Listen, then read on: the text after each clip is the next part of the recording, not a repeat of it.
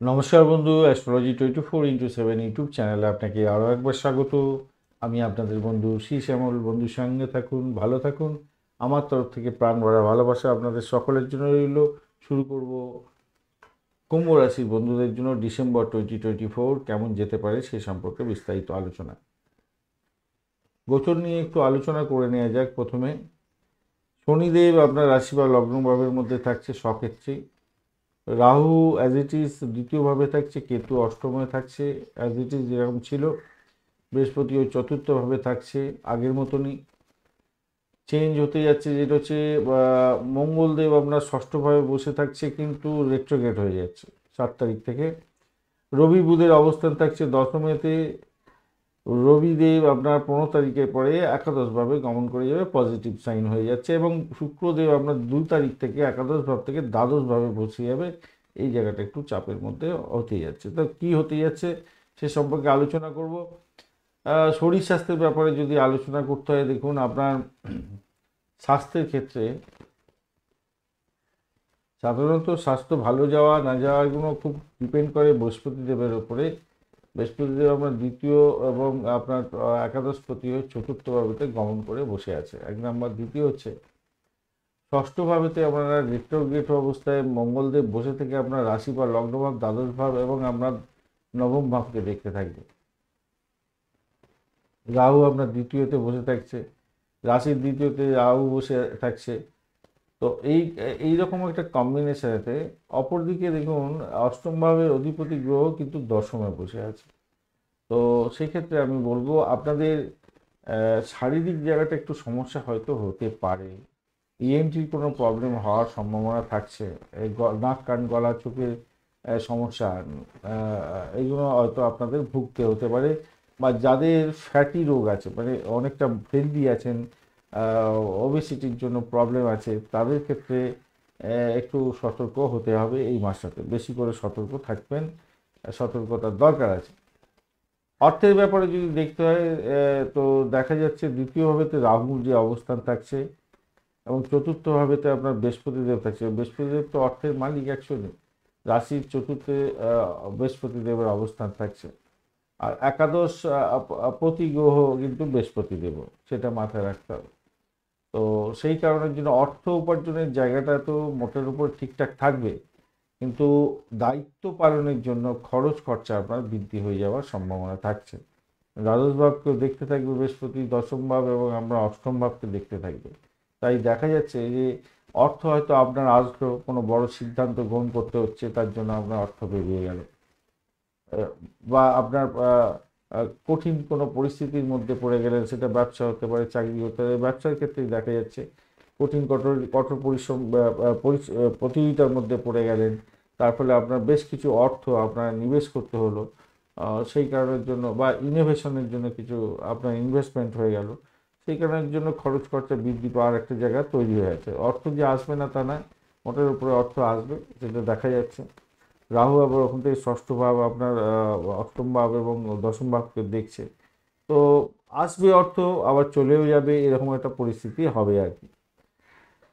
পারিবারিক জায়গাটা যদি দেখতে হয় তো চতুর্থ ভাবটা তো পারিবারিক জায়গা, এবং দ্বিতীয় ভাবের সদস্য এবং তৃতীয় ভাবে ভাই বোন আত্মীয় পরিজন, এই সমস্ত ক্ষেত্রগুলো যদি দেখা যায়, বৃহস্পতি তো আপনাকে আহ, পারিবারিক জায়গাতে বসে আছে, কিন্তু আপনার হচ্ছে গিয়ে শুক্রদেবের জায়গায় বসে আছে।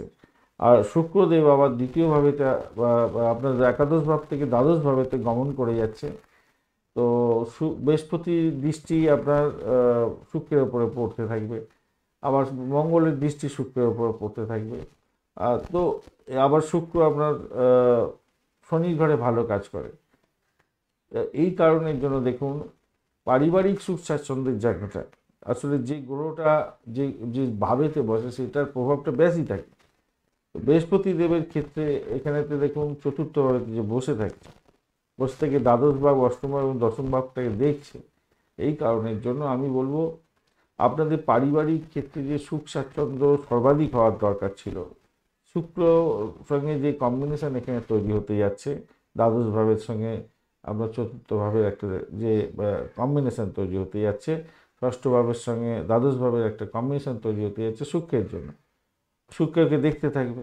তো সেই কারণের জন্য আপনাদের ঘরের মধ্যে পরিবারের মধ্যে একটা মিলমিশের অভাব থাকলেও থাকতে পারে। তবে যতটা অ্যাডজাস্টমেন্ট করবেন ততটা বেশি পরিমাণে আপনাদের পারিবারিক জায়গাটা সুখ স্বাচ্ছন্দ্য বজায় থাকবে। কী হয়, এই কম্বিনেশনে একটা ইগোইস্টিক প্রবলেম তৈরি হয়ে যায় পারিবারিক জীবনের মধ্যে, সদস্যদের মধ্যে দাম্পত্যের ক্ষেত্রে একটা সংঘর্ষ, মানে কী বলবো, একটা ইগোইস্টিক প্রবলেম সবসময় বর্তে থাকবে আর কি। তাই পারিবারিক জীবনটা একটু খেয়াল রাখতে হবে, একটু নিজেদের মধ্যে অ্যাডজাস্টমেন্ট, সুখের বাতাবরণ দিয়ে দেবে। আলটিমেটলি তো কাজকর্ম করে তারপরে একটা বাড়িতে এসে শান্তির জায়গা তৈরি হওয়া, এবং সেখানেতে ঘুম, একটু খাওয়া দাওয়া করলাম, একটু সকলের সঙ্গে কথাবার্তা বললাম, ঘুম দিলাম, একটু রিল্যাক্স বোধ, সেই জায়গাটা আপনাদের সন্তর্পণে ঠিকঠাক ম্যানেজ করে চলতে হবে। আপনি আগে থেকে জেনে যাচ্ছেন, তো একটু ঠিকঠাক ম্যানেজ করে আপনাকে চলতে হবে। এবার আসে যে প্রেমের জায়গাটা। প্রেমের জায়গার অধিপতি গ্রহ কিন্তু আপনার হচ্ছে বুধদেব। বুধদেব অষ্টম ভাবেরও প্রতি, আর আপনার দশম ভাবেতে বসে থাকছে। দশম ভাবে রবির সঙ্গে বসে থাকছে কিছুদিন, তারপর রবি তো আপনার একাদশ ভাবেতে গমন করে যাবে। এখন আর প্রেম, অ্যাকচুয়ালি প্রেম দেয় কে? শুক্রদেব। শুক্রদেব হচ্ছে প্রেমের দেবতা, আর দ্বাদশভাবে বসে যাবে, আর সেখানেতে বৃহস্পতির দৃষ্টি এবং মঙ্গলের দৃষ্টিও পড়তে থাকবে। পঞ্চম এবং অষ্টমপতি বুধ, সে হচ্ছে দশমভাবে থাকছে। সেই দশমভাবে থাকাকালীন আপনার রাহু এবং শনির দ্বারা দৃষ্টি পাবে। যদিও বা বৃহস্পতি চতুর্থ ভাব থেকে দশম ভাবেতে বুধকে দৃষ্টি দিতে থাকবে এবং দ্বাদশ ভাবকে দৃষ্টি দিতে থাকবে। তো বিবাহিত জীবনের ক্ষেত্রে যেটা দেখা যাচ্ছে, শনিদেবের দৃষ্টি আপনার বিবাহিত জীবনের মধ্যে পড়তে যাচ্ছে। সেখানেতে রবি বসে থাকছে দশমেতে। দশমেতে আবার রাহু এবং শনির দৃষ্টি। তো এই একটা মানে কী বলবো, জগা খিচুড়ি ব্যবস্থা তৈরি হতে যাচ্ছে আপনার এই প্রেম জীবনের ক্ষেত্রে। প্রেম জীবনের ক্ষেত্রে আমি বলবো, কমনীয়তার অভাব যদি করেন, একে অপরকে যদি না বুঝতে চেষ্টা করেন, তাহলে বিবাদ অসম্ভবই হয়ে যাবে। এটা মাথায় রাখবেন। তাহলে কি করতে হবে? নিজে একে অপরকে নিজেদের আন্ডারস্ট্যান্ডিংয়ের মধ্যে আসতে হবে, বোঝার চেষ্টা করতে হবে। সেক্ষেত্রে আপনাদের ভালো ফল পাওয়ার সম্ভাবনা থাকবে কুম্ভ রাশির বন্ধুদের ক্ষেত্রে। বৈবাহিক জীবনের ক্ষেত্রেও আপনাদের যে সুরেলার জায়গাটা তৈরি হওয়ার ছিল, সেই জায়গাটায় যাতে খামতি না হয়, তার জন্য ঘরোয়া সমস্যার যে আছে, ঘরোয়া যে ছোটোখাটো সমস্যাগুলো আছে, সেগুলো একে অপরের সঙ্গে কথা বলে ডিসকাস করে মিলমিশ করে নেওয়ার চেষ্টা করুন এবং সমস্যাটার সমাধান করার চেষ্টা করুন। কেন, ছোট সমস্যা সেটা বড় আকার ধারণ করতে পারে, এবং সেক্ষেত্রে আপনার দাম্পত্য জীবনের ক্ষেত্রে সুখের যে বাতাবরণ ছিল, সেটা অসুখের বাতাবরণ সৃষ্টি হয়ে যেতে পারে। তাই সেই জায়গাটা একটু খেয়াল রাখতে হবে। এবার আসি কর্মজীবনের ব্যাপারে। কর্মজীবনে দেখুন, আবারও বলছি, বুধদেব অষ্টমপতি এবং পঞ্চমপতি আপনার দশমে আছে, সেখানেতে বৃহস্পতি, রাহু এবং শনির দৃষ্টি পড়ছে। রবিদেব সপ্তমপতি আপনার হচ্ছে দশমে আছে, সেটা পজিটিভ। আবার একাদশভাবে গমন করে যাবে, সেটা পজিটিভ হতে যাবে। আর কেরিয়ারের জায়গাটার ক্ষেত্রে কে কেরিয়ার দেয়? সেটা হচ্ছে শনিদেব দেয়। একটা জিনিস মাথায় রাখবেন, শনিদেব কিন্তু আপনার কেরিয়ারকে দেখে। কাজের ক্ষেত্রে সেখানেতে দেখুন আপনার রাশি বা লগ্নভাবের মধ্যে শনিদেব বসে আছে, সে দ্বাদশপতিও বটে, এবং মঙ্গলের দৃষ্টি পড়ছে তার উপরে। রেট্রোগ্রেড অবস্থায় মঙ্গল দৃষ্টি দিতে থাকবে আপনার রাশি বা লগ্নভাবের মধ্যে। তো এই কারণের জন্য আমি বলবো যে শনিদেব এই মাসটা আপনাকে কি করবে, কাজের চাপ বাড়িয়ে দেওয়ার চেষ্টা করবে, চ্যালেঞ্জের মুখোমুখি করিয়ে দেবে আপনাকে। কেন, দৃষ্টি দিচ্ছে আপনার দশম ভাবেতে, রাহুরও দৃষ্টি পড়ছে। রাহু শনির তুল্য কাজকর্ম করে। চাপ অনেকটা থাকছে, চ্যালেঞ্জের মুখোমুখি থাকবেন, কঠোর পরিশ্রম করা সত্ত্বেও দেখবেন স্বীকৃতিগুলো হয়তো আসছে না, এবং একটা ভুল ভ্রান্তির মধ্যে দিয়ে চলে যেতে পারেন। তাই আমি বলবো, দেখুন, ভুল ভ্রান্তি এই জায়গাটাই সমস্যা। যদি আপনি কাজের জায়গাটায় ভুল ভ্রান্তি না করেন এবং অফিস পলিটিক্সের মধ্যে যাতে না জড়িয়ে যান, তাহলে আপনাকে কেউ উন্নতি থেকে উন্নতি আপনার হবে, সেখান থেকে কেউ আপনাকে টলাতে পারবে না। শুধু দুটো জিনিস খেয়াল রাখবেন, ভুল কাজের মধ্যে ভুল হওয়ার সম্ভাবনা সর্বাধিক, আর অফিস পলিটিক্সে জড়িয়ে গিয়ে সমস্যার মধ্যে পড়ে যেতে পারেন। এই দুটো জায়গা কিন্তু খেয়াল রাখতে হবে, কেন অফিস পলিটিক্স হওয়ার সম্ভাবনা আছে। মঙ্গল আপনাকে ছেড়ে কথা বলবে না এই মাসেতে, আর শুক্রদেব আপনার দ্বাদশে বসে যাচ্ছে। তো সেই কারণের জন্য পারিবারিক সমস্যা যদি হয়ে থাকে, আর সেটা যদি আপনি অফিসে গিয়ে সেই মন মারা হয়ে বসে থেকে কাজকর্ম করছেন না ঠিক করে এবং সমস্যা তৈরি করে ফেললেন, তাহলে কিন্তু সমস্যা তো আপনাকে ছেড়ে কথা বলবে না, এটা খেয়াল রাখতে হবে। এবার আসি ব্যবসা বাণিজ্যের জায়গাটা। ব্যবসা বাণিজ্যের জায়গাটা আগেও ছোট করে আলোচনা করেছি, তবুও বলি, ব্যবসা বাণিজ্যের জায়গাতে শনিদেব দেখছে। এটা তো কঠোর পরিশ্রম করার জন্য বলছে, একটা উদ্বেগের ব্যাপার বলছে। তো সপ্তমপতি আপনার দশম ভাব এবং একাদশ ভাব দিয়ে রান করতে থাকবে, এটা কিন্তু পজিটিভ ভাইব্রেশন হবে। আপনার ব্যবসা বাণিজ্যের ক্ষেত্রে মুনাফা অর্জনের জায়গাটা থাকছে এই মাসেতে, ভালো হবে। উদ্বেগ থাকবে নিজেদের যদি কি বলে অংশীদারি ব্যবসা বাণিজ্য করছেন, সেক্ষেত্রে একটা নিজেদের মধ্যে আন্ডারস্ট্যান্ডিং করার চেষ্টা করুন।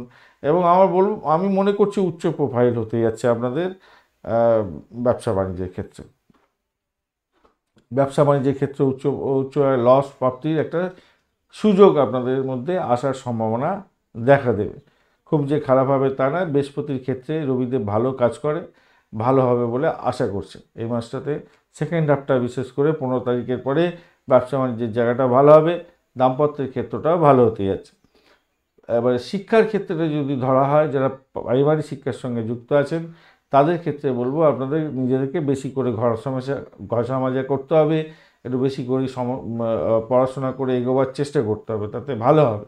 বৈদেশিক আর যারা উচ্চশিক্ষার সঙ্গে যুক্ত আছেন, হায়ার স্টাডিজের সঙ্গে যুক্ত আছেন, স্বদেশে হলে একটু সমস্যার মধ্যে যেতে হতে পারে, আপনাদের একটু বেশি করে সময় দিয়ে পড়াশোনা করতে হবে। বিদেশে যদি অবস্থান করছেন সেক্ষেত্রে কিন্তু ভালো হবে। বিদেশে পড়াশোনা করার কিন্তু সুযোগ এই মাসেতে হওয়ার সম্ভাবনা থাকছে। যারা বিদেশে কোনো বড় অর্গানাইজেশনে বা এডুকেশন সোসাইটির সঙ্গে যুক্ত হয়ে পড়াশোনা করতে চাইছেন, তাদের ক্ষেত্রে কিন্তু পজিটিভ ভাইব্রেশন থাকছে, এই মাসেতে ভালো ফল পাবেন। তো এই পর্যন্ত রইল। লাইক শেয়ার কমেন্ট করার জন্য অনুরোধ রইল। কমেন্টে লিখুন ওম নমঃ শিবায়, হর হর মহাদেব।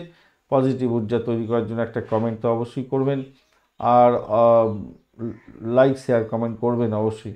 আর একটা জিনিস হচ্ছে, আপনার রাশিচক্রে যে আপনার যে নিজস্ব রাশিচক্র, তাতে যে দশা অন্তর্দশা প্রত্যন্তদশা শুক্রদশা প্রাণদশা চলছে, বিশেষ করে দশা অন্তর্দশা এবং প্রত্যন্তদশা, এই যে তিনটে দশা চলছে, যে গ্রহগুলোকে ডিপিক্ট করছে, সেই গ্রহগুলো কি অবস্থানে আছে এবং এই সময়কালের মধ্যে যে সময়টা চলছে এই ডিসেম্বর মাসেতে, সেই গ্রহগুলো আপনাদের কী ফল দেওয়ার জন্য রেডি হয়ে আছে সেটাকে আগে জেনে নিলে, এই যে গোচর বলছে যে শুভ ফল এবং অশুভ ফলগুলো, সেইগুলোর সঙ্গে ম্যাচ করতে হবে। যদি দেখেন যে হ্যাঁ ভালো ফলগুলো আমার বলছে এবং গোচরতেও বলছে এই ভালো ফলগুলো, তাহলে সেগুলো ফলবে। খারাপ ফলগুলো হলে খারাপ ফলবে। আর যদি দেখেন যে নিউট্রাল আছে, তাহলে ওইগুলো কিছুই ফলবে না। তখন একটু মাথা ঘামাতে হবে, কি দৈনিক রাশিফলে যেগুলো বলা হচ্ছে সেগুলোর সঙ্গে মিলছে কিনা, কোন কোন দিন মিলছে, সেগুলোকে ফলো আপ করলে আপনাদের লাভ ওঠানোর সুযোগ থাকবে। আর যখন বাজে অবস্থায় থাকবে সে সম্পর্কে সচেতন হয়ে যেতে পারবেন, সতর্কতার সঙ্গে এগোতে পারবেন ভালো ফলগুলো এবং খারাপ ফলগুলোর ক্ষেত্রে। পঞ্চাঙ্গের ভিডিও তাদের অবশ্যই দেখতে হবে, সময়টাকে গুরুত্ব দিতে হবে, সময়ের সাথে সাথে চলতে হবে এবং ভালো কাজগুলো ভালো সময়ে করবেন, তবেই শুভ ফলগুলো পাওয়ার সম্ভাবনা থাকবে। আর অশুভ সময় করে ফেললে সেই শুভগুলো পাওয়া যায় না, তাই খেয়াল রেখে চলতে হবে। তাই আপনাদের জন্য এই পঞ্চাঙ্গের ভিডিও দিই, অনেকটা সময় লাগে তবুও পঞ্চাঙ্গের ভিডিও দিই। আরেকটা জিনিস মাথায় রাখবেন, মঙ্গলের যে রেট্রোগেট অবস্থান হতে যাচ্ছে, অর্থাৎ 7 তারিখ থেকে যে আপনার রেট্রোগেট হয়ে গেছে অলরেডি, সেক্ষেত্রে রেট্রোগেটের ওপরে একটা ভালো ভিডিও দিয়েছি আপনাদের, কি কি ঘটনা ঘটতে পারে সে সম্পর্কে বিস্তারিত আলোচনা আপনাদের জন্য দিয়েছি। 80টা দিন সমস্যা সংকুলতা ভালো মন্দ সমস্ত কিছু কী ঘটতে পারে সে সম্পর্কে বিস্তারিত দেখে নিলে আপনার ক্ষেত্রে সুবিধা হবে। তো আর এই ভিডিওর সঙ্গে আমি লিঙ্কে একটা দিয়ে দেবো আপনাদের ওই মঙ্গলের গোচরের ফলে কী হতে যাচ্ছে সেই সম্পর্কে আলোচনা। চলুন এই পর্যন্ত রইল, সঙ্গে থাকুন, ভালো থাকুন। আবার দেখা হচ্ছে পরে বার্ষিক ভিডিও বা বার্ষিক রাশিফল নিয়ে আসছি কয়েকদিনের মধ্যেই। অবশ্যই বার্ষিক রাশিফল এবং বার্ষিক নক্ষত্রফল আপনাদের জন্য দেব।